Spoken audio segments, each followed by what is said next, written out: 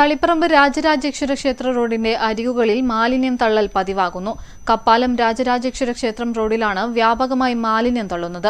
ഇത് യാത്രക്കാർക്കും പ്രദേശവാസികൾക്കും ദുരിതമായി മാറിയിരിക്കുകയാണ്. തളിപ്പറമ്പ് നഗരസഭയിലെ കപ്പാലം മുതൽ രാജരാജേശ്വര ക്ഷേത്രം ഭാഗത്തേക്കുള്ള റോഡിൽ സ്വകാര്യ വ്യക്തിയുടെ സ്ഥലത്താണ് മാലിന്യം തള്ളുന്നത് പതിവാകുന്നത്.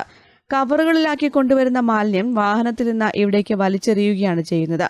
രാത്രിയിൽ തള്ളുന്ന മാംസാവശിഷ്ടങ്ങൾ ഉൾപ്പെടെയുള്ള മാലിന്യങ്ങളിൽ നിന്നും രൂക്ഷമായ ദുർഗന്ധമാണ് പ്രദേശത്ത് അനുഭവപ്പെടുന്നത്.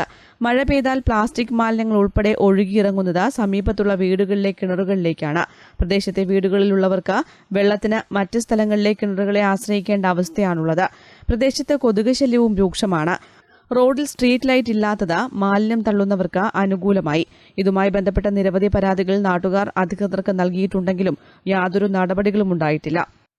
ഇപ്പോൾ ഈ റോഡിൻ്റെ അവസ്ഥ മഴക്കാല പദ്ധതിയുടെ ഭാഗമായിട്ട് പല ശുചീകരണ പ്രവർത്തനം നടന്നുകൊണ്ടിരിക്കുകയാണ്.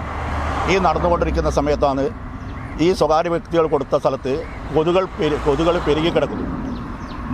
അഴുക്ക് സാധനങ്ങൾ ഈ സ്ഥലത്ത് കൊണ്ടുപോയിട്ട് അത് വളരെ മോശമായ രീതിയിൽ പല രോഗങ്ങൾ ഉണ്ടാക്കുന്ന അവസ്ഥയിലേക്ക് മാറിക്കഴിഞ്ഞു.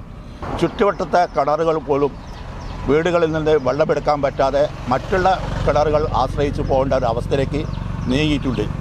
ഇത് വളരെയധികം ശ്രദ്ധിക്കേണ്ടത് ആണ്. ഇത്രയും പ്രധാനപ്പെട്ട ക്ഷേത്രത്തിലേക്ക് ഒരു സ്ട്രീറ്റ് ഇല്ല, വഴികളാകെ മോശമായി കിടക്കുന്നു, കൊതുകുകൾ പെരുകി കിടക്കുന്നു. ഇപ്പം പല രോഗങ്ങൾ വന്ന് നിൽക്കുന്ന സമയത്ത് ഇത് അധികാരികളുടെ ശ്രദ്ധയിൽ കണ്ടില്ലെന്ന് നടിക്കുന്ന അവസ്ഥയിലാണ്. അത് അവരെ കണ്ണു തുറക്കാൻ വേണ്ടി ഇത് ഓർമ്മപ്പെടുത്തുകയാണ്.